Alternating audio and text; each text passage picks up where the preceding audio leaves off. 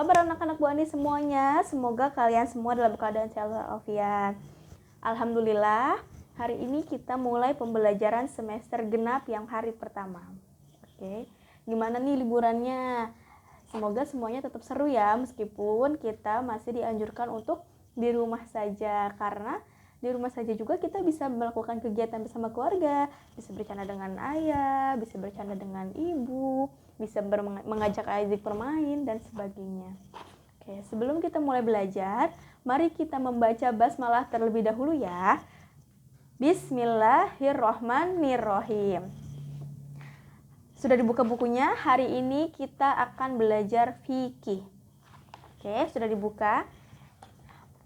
Fikih pada bab pertama pada semester genap ini yaitu tentang bersih itu indah. Boleh dibuka bukunya halaman 3 di LKS-nya ya. Bu Andis bacakan uraian materinya terlebih dahulu. Andi adalah anak yang rajin.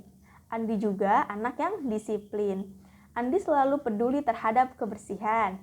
Kamar Andi terlihat rapi dan bersih. Menurut Andi, hidup bersih itu penting. Penting bagi kesehatan diri dan kesehatan lingkungan. Bersih itu indah. Kebersihan membuat kita hidup sehat. Islam sangat mencintai dengan kebersihan. Kebersihan membuat lingkungan kita menjadi nyaman. Allah sangat mencintai kebersihan. Allah memerintahkan agar kita menjaga kebersihan. Rasulullah juga menyuruh kita untuk hidup bersih. Orang yang mencintai kebersihan, maka dia akan hidup yang sehat, terhindar dari kotoran dan najis. Oleh karena itu, biasakanlah diri untuk selalu hidup bersih. Bersih badan, bersih pakaian, bersih lingkungan. Membersihkan badan bisa dengan wudu. Bisa juga dengan cara istinja dan mandi. Wudu, istinja, dan mandi merupakan cara-cara bersuci. Nah, dari cerita yang tadi Bu Andis bacakan, kira-kira apa ya kesimpulan yang bisa kita dapat?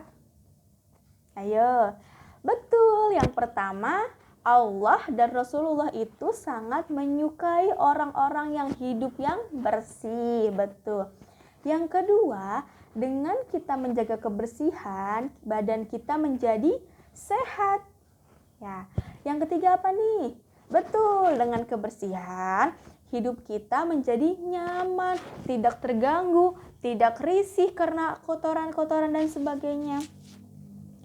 Nah, yang keempat apalagi nih? Dengan menjaga, ada kebersihan, yang harus kita jaga bukan cuma kebersihan diri kita aja. Tapi kebersihan apa? Kebersihan pakaian yang mau kita pakai, kebersihan lingkungan rumah kita, kebersihan kelas kita, kebersihan sekolah kita, kebersihan masjid dekat rumah kita. Jadi, semua lingkungan diharuskan bersih. Karena apa? Karena bersih itu dapat membuat tubuh kita menjadi sehat. Dan kita juga menjadi nyaman. Betul. Jadi, kebersihan itu penting ya. Karena Allah dan Rasul saja menyukai kebersihan. Nah, cara-cara membersihkan diri itu apa? Kalau misalnya membersihkan pakaian dengan mencuci. Kalau cara membersihkan lingkungan, menyapu, mengepel. Nah, kalau misalnya untuk membersihkan badan kita, gimana nih caranya ya? Biar badan kita menjadi bersih.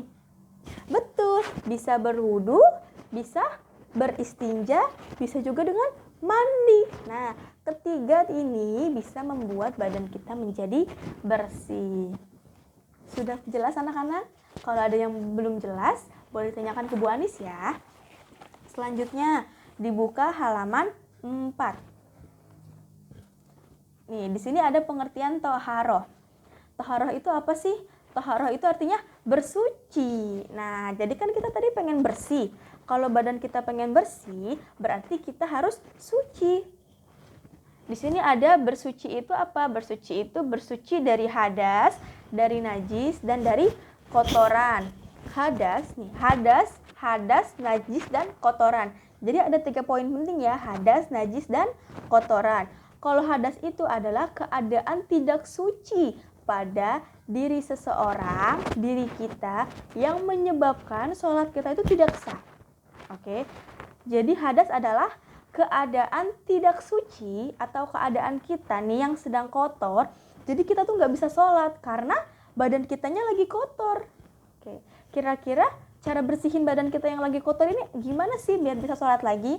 Yang pertama bisa dengan bersuci. Bersuci gimana? Bisa dengan berwudu, bisa dengan mandi, bisa juga dengan hidup bersih setiap hari. Kita selalu menjaga lingkungan kita, menjaga kebersihan rumah, kamar mandi, terus juga cuci tangan, terus juga gosok gigi, dan berwudu sebelum sholat. Oke.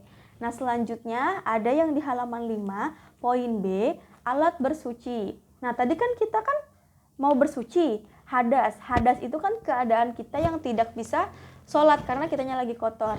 Cara membersihkan badan kita gimana? Bersuci. Nah, ini kita bingung kan, bersuci gimana cara bersucinya? Wudu. Kira-kira wudu itu bisa pakai apa aja ya? Alat-alat bersuci apa aja? Yang pertama ada air. Yang pertama apa? Air, betul. Air itu Bu Anis bacakan ya, yang ada di halaman 5. Nomor 1, air. Tidak semua air dapat digunakan untuk bersuci. Hanya air yang suci dan menyucikan yang dapat digunakan untuk bersuci. Berikut ini macam-macam air yang digunakan untuk bersuci. Nih, ada beberapa jenis air yang bisa digunakan untuk bersuci. Yang pertama, air hujan, air laut, air sungai yang bersih, air sumur, air dari mata air, air salju, dan air embun. Jadi ada berapa jenis air? Betul, ada 7 jenis air yang dapat digunakan untuk bersuci. Nah, kira-kira air kopi bisa nggak ya digunakan untuk bersuci? Kayaknya nggak bisa deh, karena tidak ada di sini. Ya, air kopi tidak bisa digunakan untuk bersuci. Terus kalau misalnya kira-kira di rumah kita nggak ada air, lalu tiba-tiba turun hujan yang deras, bisa nggak ya air hujan itu digunakan untuk bersuci? Jawabannya bisa, karena di sini ada tulisan air hujan itu jumlahnya banyak dan bersih, jadi bisa digunakan untuk bersuci. Nah, selanjut ke halaman 6, benda padat atau keras. Jadi yang bisa digunakan untuk bersuci selain air, ada yang kedua adalah benda padat atau keras. Contohnya kertas, batu, daun, kayu, tanah, debu. Nah, ini benda-benda ini dapat digunakan untuk bersuci. Bersuci menggunakan benda padat atau keras bisa juga disebut dengan istinja gitu. Jadi tadi apa aja kesimpulannya pelajaran hari ini? Allah dan Rasul menyukai kebersihan. Kebersihan membuat diri kita menjadi sehat dan nyaman. Kita harus menjaga kebersihan diri, lingkungan, rumah, sekolah, dan semuanya. Yang keempat, cara membersihkan diri itu dengan berwudu, beristinja, dan mandi. Nah, cara bersuci itu gimana? Bersuci itu dengan berwudu, mandi, taharah tadi itu bisa digunakan dengan 2 alat. Yang pertama itu air. Airnya ada 7 macam tuh tadi. Air hujan, air laut, air sungai yang jernih, air sumur, air dari mata air salju, air embun. Nah, yang kedua, selain dengan air bisa dengan apa aja nih? Dengan benda-benda padat, tisu, batu, kayu, daun, tanah, debu. Demikian penjelasan dari Bu Anis. Lalu Bu Anis minta tolong kalian untuk mengisi latihan di halaman 5 yang nomor 5. Susunlah huruf di bawah ini menjadi sebuah kata. Yang nomor 5 nih ya. Oke, yang ini ya. Yang bagian ini. Udah, itu aja tugas dari Bu Anis. Di sini ada petunjuknya. Susunlah huruf di bawah ini menjadi sebuah kata.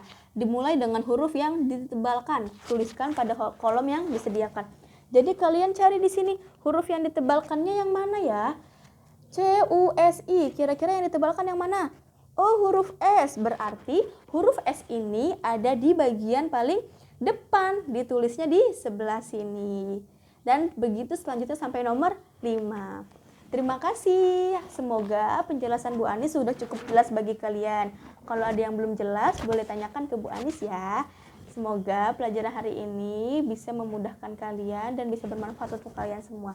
Terima kasih semuanya. Assalamualaikum warahmatullahi wabarakatuh.